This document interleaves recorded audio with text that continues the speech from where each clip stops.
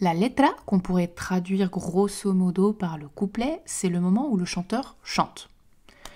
Toi, en tant que danseuse, tu ne dois pas déranger le chant. C'est comme si quelqu'un te parlait. Tu vas pas faire des percus par-dessus, tu vas pas faire des pieds par-dessus, tu vas l'écouter. C'est vraiment une conversation, il faut être respectueux dans le quadro.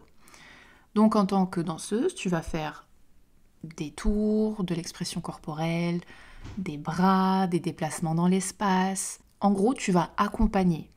Tu es dans une conversation et au lieu de faire oui oui avec la tête, tu fais oui oui avec le corps. Le seul moment où tu as la permission et où je te conseille de répondre, de faire la contestation, comme on appelle, c'est les moments où le chanteur respire, ou tu as l'autorisation aussi de le faire quand il répète, ce qui arrive assez souvent dans le flamenco. Généralement, le dernier vers ou les deux derniers vers vont être répétés. À ce moment-là, tu peux aller par-dessus.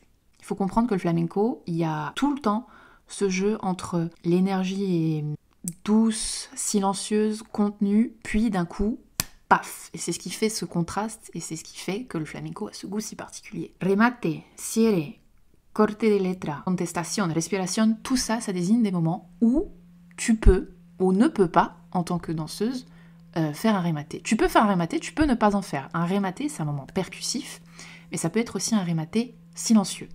Les deux sont possibles. C'est un moment important dans le sens où il faut l'entendre, il faut le voir arriver pour pouvoir réagir au bon moment. Et quand ça réagit au bon moment, c'est la cerise sur le gâteau et c'est chouette. La letra, une fois terminée, on peut la finir par une yamada. C'est pas obligatoire, la letra se finit de toute manière, mais une yamada, c'est un moment qu'on peut mettre à la fin d'une letra, d'une falsetta, d'une escobilla, on verra ces termes plus tard, pour dire ok, on passe à une autre partie. Une yamada, il y a ce geste très... on le reconnaît. Si vous avez déjà fait du 1200, voilà, ça commence toujours comme ça, il y a toujours ce symbole de fermer, comme ça. Vraiment, c'est on ferme, on passe à autre chose. Les gens confondent parfois yamada, cierre, remate, etc.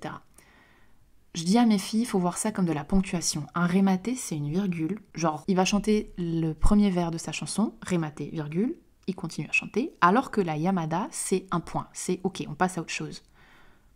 Ici, voilà, hop.